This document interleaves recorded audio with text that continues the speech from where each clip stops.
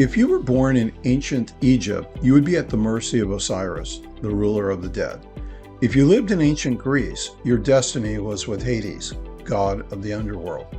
Today you might think of Osiris and Hades as mythical, but to the ancients their gods were as real as the temples they built. So who created these gods? The answer seems obvious. Humans did. In 1938, two childhood friends, Jerry and Joe, published a story about Kal-El, a baby sent to Earth in a small spaceship moments before his home planet Krypton was destroyed.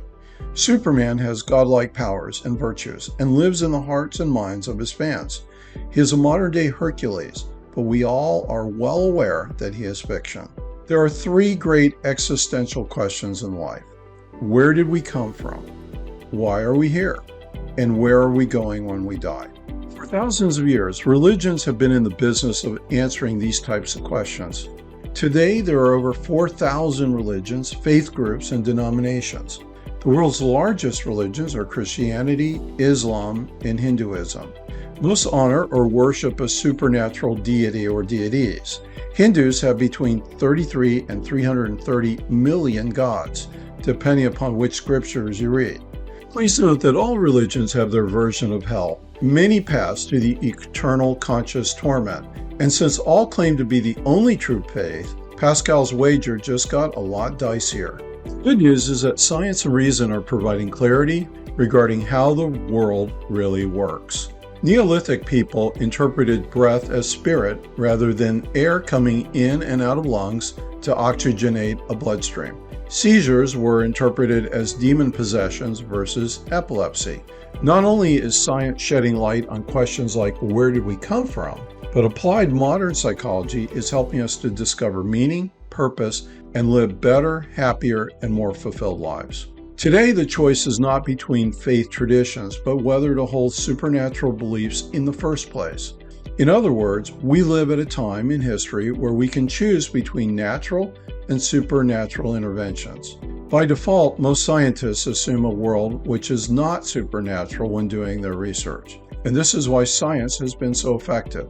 This mindset and model seems to explain everything better, including why bad things happen to good people, natural disasters, why children die of cancer, brutal animal predation, and even same-sex attractions. But there's a huge side benefit. Not only will it likely make you more empathic and caring about your fellow man and animals, but also more hopeful and curious to find cures for mankind's problems. Why not replace outdated moral frameworks based on tribalism, misogyny, and homophobia with more enlightened values? Hopeful reason is a genuine alternative to the misplaced faith that pretends to know things. The tech revolution has taken the world by storm. The telephone was patented in 1876, and today there are over 15 billion mobile wireless devices. The Wright brothers flew the first powered airplane in 1903, and just 66 years later we put a man on the moon. Science is also providing real insight about our universe and how we came to be. In 1859, Darwin published Origins of Species. In 1953, DNA was discovered. 1959, proto-human fossils were found in Africa. And by 2003, we had mapped the human genome. More people than ever are questioning sacred scriptures because they conflict with what we are learning about our world. The earth is not flat and a few thousand years old, as can easily be interpreted by the Bible. But it's over 160 years since Darwin published his work, and a large number of Americans are still not buying it. According to a 2019 Gallup poll, 44% believe in a literal divine creation. Answers are often at our fingertips. The issue is not the last mile of technology, but the last 6 inches between our ears. Cognitive biases are viruses of our minds and can even infect smart and well-intentioned people. While there are many evidences for a purely natural explanation of how we came to be, the argument from unintelligent design is one of the best. In 1986, Oxford biologist Richard Dawkins published The Blind Watchmaker and made the case for Darwinian natural selection working without consciousness, foresight, or purpose. As in playing the game of Scrabble, evolution always plays off an existing square.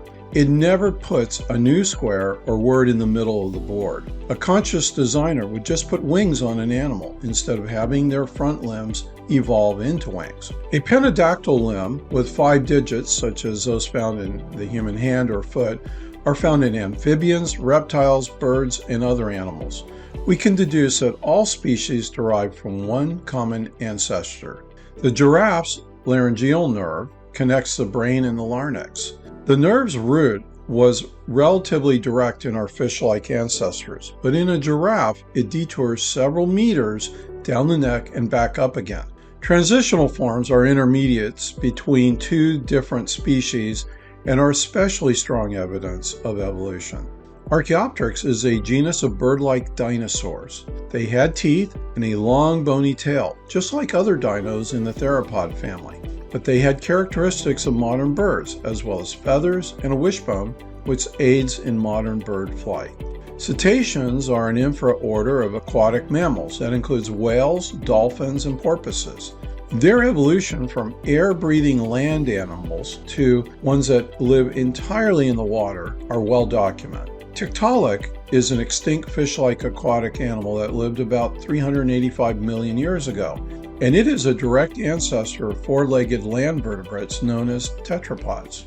In 1959, the Leakeys made a huge discovery of an early hominin at Olduvai Gorge in Africa. We know from genome mapping that about 8% of our genome is composed of sequences with viral origins, namely human endogenous retroviruses. These are relics of ancient infections and provide proof of common ancestry among primates. There is more to learn and gaps to be filled. Evolution by natural selection explains how existing species evolved over time, but it does not explain how inorganic molecules became life in the first place, something known as abiogenesis. But that does not mean it didn't happen. In 1952, Stanley Miller simulated the conditions thought to be present in early prebiotic Earth.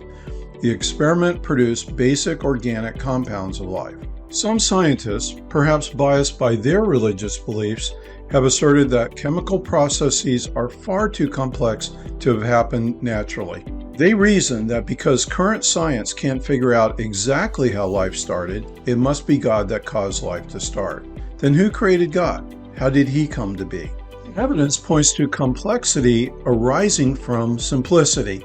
For instance, heavier periodic table elements are the result of the nuclear fusion of hydrogen in stars. On the other hand, theists believe that an infinitely complex being was required to create something much simpler. End of story. So where do we go when we die? Religion has had thousands of years to get the origin story of humanity right. But in less than 200 years, science has formulated an evolution by natural selection framework that not only explains where we came from, but continuously fills in the gaps. Technology has put men on the moon, created smartphones, automobiles, airplanes, and video conferencing. Most agree that our physical bodies disintegrate when we die. The real question is whether consciousness survives beyond the grave. In other words, do we have a soul? And if we have a soul, can we experience eternal conscious joy or torment? The materialist believes that mind and personality are inextricably woven. Dementia and Alzheimer's is evidence of this entanglement.